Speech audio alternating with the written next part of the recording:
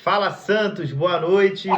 Estou aqui hoje com o Paulo Júnior, a gente vai bater um papo e é o primeiro episódio do ano de 2023, um ano que promete, né, pra gente aqui. A gente tem vários projetos para esse podcast e eu queria que o Paulo Júnior desse uma palavrinha aí, só para se apresentar para quem ainda não te conhece. Paulo. Fala pessoal, me chamo Paulo Júnior, também sou parte aqui do projeto Fala Santo. A gente está aqui hoje para bater um papo super legal sobre esse novo ano, né, que está aí pela frente, sobre as novas realidades da teologia, novas realidades da vida cristã. Então a gente vai falar um pouco sobre isso hoje e a gente quer que vocês deixem o like aí no vídeo, né, compartilha com alguém e não deixe também de se inscrever no canal. Valeu? Tamo junto, pessoal. Gente, vamos começar esse primeiro episódio. Paulo, a gente vai falar um pouco sobre a realidade desse ano de 2023 e é algo clichê que todo final de ano, todo dia 29, 30, 31 de dezembro, as pessoas têm aquela mania, né, de fazer uma listinha e de programar algo para o ano que vai vir, acreditando que precisa inovar em alguma coisa, acreditando que precisa realizar uma tarefa diferente do que já costumava fazer para ver se o ano melhora, para ver se dá uma guinada na vida, para ver se consegue colocar dentro da rotina dela alguma novidade, ou que ela sonhava, ou que ela sempre quis. E a gente fala aqui muito sobre teologia, né? Sobre vida cristã, sobre evangelho.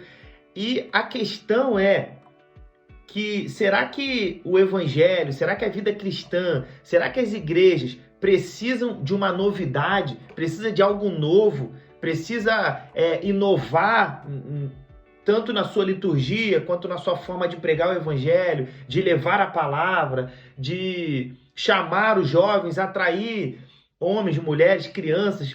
O que precisa inovar? Será que precisa inovar? Será que já estamos inovando muito? O que tu acha disso, Paulo? Então, acho que isso é um tema muito interessante, né, para a gente pensar no início do ano, de todo o ano. Por quê? Uma coisa é fato dentro da igreja, não só brasileira, mas de toda a igreja. E isso tomou também o pensamento da sociedade hoje em dia. As pessoas têm uma necessidade de novidade. Nós trabalhamos com novidade. Nós sempre esperamos que coisas novas vão trazer coisas boas para a gente. A gente vive nessa grande expectativa de trazer coisas que para nós, vamos dizer assim, nós não temos agora, nós não possuímos agora, ou nós nunca ouvimos. Então a gente vive rodeando nessa necessidade de novidade. A gente vê que às vezes algumas pessoas vão pregar uma palavra e falar, eu tenho uma palavra nova aqui, que nunca ninguém pregou, que é uma novidade extrema, né? Uma palavra rema do céu. Só que isso tem uma coisa que é muito perigosa, porque nessa necessidade que a igreja tem de inovar, nós já vimos no tempo da Reforma Protestante onde isso pode dar. A Reforma Protestante, ela mostrou para a gente, através de toda a história que a gente já conhece, que a igreja precisa sempre estar voltando para a palavra. Então, acho que isso é o ponto-chave da nossa conversa aqui hoje. É a necessidade de todo início do ano, a nossa teologia se voltar para a palavra, a nossa vida cristã se voltar para a palavra. As novidades que a gente está buscando para a nossa melhora na oração, para a nossa melhora dentro da nossa família, como um esposo, ou como uma esposa, ou como um pastor, como um líder, sempre vai se encontrar na palavra. Então, a gente precisa, nesse início de ano, não ficar, sabe, vagando pela internet, buscando novidades que vão aprimorar o meu ministério, novidades que vão aprimorar minha vida de oração, 5 passos para que meu ano com Deus seja perfeito. Não. Assim como aconteceu na Reforma Protestante, o que Lutero, Zwinglio, entre outros reformadores fizeram, foram voltar à palavra. Nós vimos que a Igreja Católica Romana estava encontrando novidades para ganhar dinheiro, novidades para arrumar adeptos, e a reforma falou assim, não, a gente precisa voltar à palavra. É simples. E muitas das vezes, o que nos falta no início do ano é essa consciência. Nós precisamos voltar para a palavra. Nós não precisamos de 5 passos para isso ou para aquilo. Nós precisamos voltar para a palavra. Eu passo assim, né, no decorrer da minha vida, a gente lidar com pastores, líderes, pastores que já estão há muito tempo no pastorado, e a gente percebe da necessidade da maioria, né, de muitos pastores, líderes, de querer inovar. Essa necessidade de inovar realmente ela é ela existe, seja no empreendimento, seja no negócio, na igreja, então nem se fala. Porque existe a necessidade de uma igreja querer mais membros, existe a necessidade da igreja querer que os jovens, os adolescentes estejam mais envolvidos, ou às vezes até tem uma quantidade legal de número de jovens no hall de membros, ou um número de adolescentes bacana no hall de membros. Só que não estão tão envolvidos assim, eles estão meio. Estão indo na igreja, vão no domingo, vão no dia de semana, no estudo bíblico, mas você não percebe aquele envolvimento, aquele engajamento. Então, assim, os líderes, pastores, eu acho que tendem a buscar uma novidade, tendem a inovar para que algo aconteça. Não, e algo que é normal. Então, algo que é normal. Eu acho que o problema não é a gente demonizar a novidade. É a inovação. A inovação, entendeu? Não é esse o problema. O problema é confiar que o meu ano com a minha igreja, como líder, com a minha família, a minha vida espiritual, só vai ser bom o suficiente se eu encontrar uma novidade, entendeu? Às vezes, essa necessidade por novidade pode fazer a gente cair numa teologia ruim, numa vida cristã ruim. Por quê? Porque hoje há uma necessidade na sociedade brasileira, muitas vezes, de você se colocar em um lado político da história, certo? Os cristãos, eles precisam se dizer, eu sou desse lado ou eu sou daquele lado.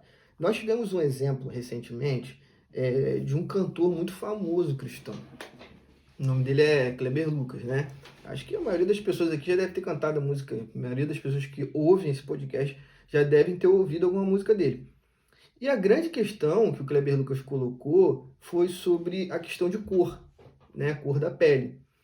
Ele falou que uma música que todo mundo sabe, que falava sobre santidade, sobre purificação, né? Que é uma ilustração que o autor da música faz para se referir a isso, estava se referindo a uma... Ele falou que isso poderia afetar pessoas que são de um determinado tipo de raça. Isso daí pode ofender as pessoas que são negras. Então, por que isso surgiu na cabeça dele? Porque ele está vendo as necessidades, entende? Só que nós sabemos que a música não estava querendo dizer aquilo. A gente sabe que esse tipo de teologia é uma teologia ruim e até a gente pode dizer péssima. Só para quê? Para atingir um determinado tipo de público, que é o que ele está querendo atingir, entende? Então, assim, essa necessidade por novidade que a gente viu nesse tweet, eu acho que foi no Twitter que ele falou isso, ou foi em algum podcast. Essa necessidade por novidade pode nos levar a isso. A gente tem visto hoje, principalmente na área política, pessoas só pregando sobre isso nos púlpitos, as pessoas só fazem postagem sobre isso. Então, assim, há uma necessidade de novidade em muitas áreas. Só que o papel do cristão, e aí que a gente quer tocar aqui nesse ponto no podcast, é ver as necessidades de novidade, mas não se entregar a isso de qualquer maneira. A gente precisa ter um filtro, e o nosso filtro é a palavra de Deus. Então, vamos lá. Cara, o cristão ele precisa olhar mais para a área ambiental. Concordo plenamente.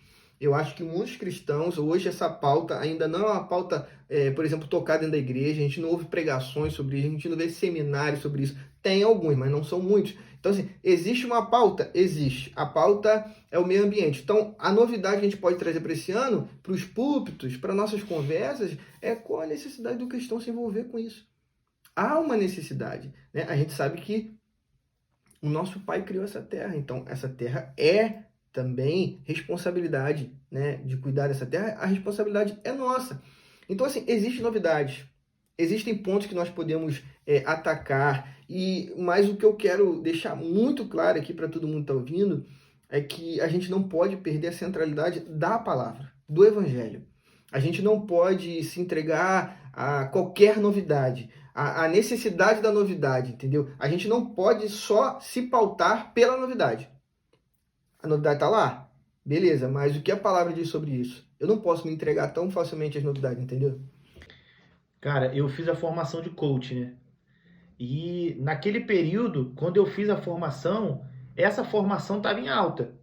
Essa formação todo mundo queria fazer, é, vários coaches que não eram conhecidos ganharam notoriedade muito rápido e os que já eram conhecidos ficaram mais conhecidos ainda.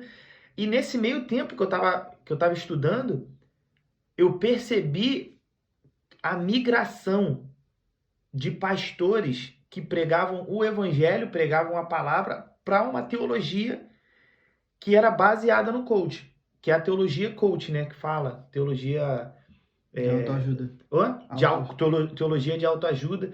E assim, aquilo ali era uma novidade. Só que, como você falou aí, existe um limite onde a gente precisa prestar atenção e pensar, será que eu estou viajando? Será que eu estou indo longe demais com isso? Será que essa novidade é mais importante para mim do que a palavra? Será que a palavra está sendo filtrada pela novidade ou a novidade está sendo filtrada pela palavra? Exato, Então, exato. a gente percebe que os púlpitos, por exemplo, cara, a gente vê aí pregadores midiáticos, que a teologia dele é, meu irmão, é praticamente um livro de autoajuda. Praticamente ele está atribuindo uma função que é do Espírito Santo, uma função que é de Deus, uma função que é de Cristo na sua vida, do Evangelho, atribuindo a uma posição sua, você se impor, a você fazer, a você ter 5 passos, dominar 5 passos para a prosperidade, ou então para uma vida épica, ou enfim. Então, a gente percebe que realmente a novidade ela está invadindo a teologia, extrapolando e está fazendo discípulos, né, cara? Está fazendo líderes, pastores e discípulos. E para concluir, cara, o que a gente quer deixar muito claro aqui para todos é que, assim, a sua vida cristã, ela vai ser enriquecida a partir do momento em que você não for pautado pelas novidades do Instagram. Essas novidades são boas, sabe? Só que eu vejo hoje que há muita necessidade, muitas das vezes, das pessoas se comportarem de determinada maneira no Instagram, politicamente, e mostrar que fazendo isso elas estão sendo cristãs. Só que a vida de oração, a vida de leitura da palavra, que é o quê? O que ficou. É o sola escritura, é o que a gente precisa voltar. Tá ficando para trás. Então, muitas das vezes, a gente se afirma como cristão na internet hoje através das novidades. A gente fala assim, não, é isso aqui que é ser cristão, né? Então, eu quero ser isso, sabe? Então, a gente precisa tomar muito esse cuidado para a gente não compartilhar novidades erradas, né? O grande intuito hoje nosso aqui foi falar sobre isso. As novidades não são um problema, elas estão lá, elas precisam ser filtradas, a gente precisa de novidades para dentro da igreja, só que tudo isso precisa ter o filtro da palavra de Deus. A gente percebe também, só para a gente finalizar e dar mais uma ilustração, como que as novidades ela influenciam a nossa forma de viver, né?